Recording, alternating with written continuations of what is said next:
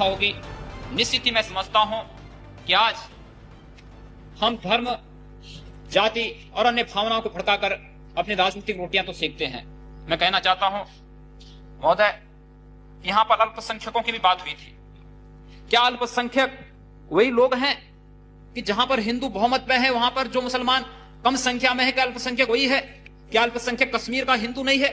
क्या कश्मीर के उस हिंदू के बारे में, उन अल्पसंख्यक हिंदू के बारे में जो आज 3-3.5 लाख से अधिक संख्या में इस देश में शरणार्थी के रूप में जगह जगह भटक रहा है, क्या उसके बारे में कभी सोचने का की फुर्सत इस सदन में बैठे हुए माननीय सदस्यों को कभी फुर्सत आई है?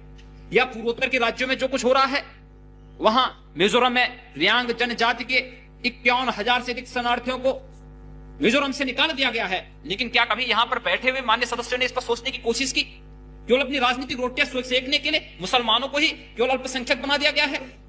पूर्वोत्तर के राज्यों में जो अल्पसंख्यक हैं उनके बारे में क्यों नहीं चर्चा होती है?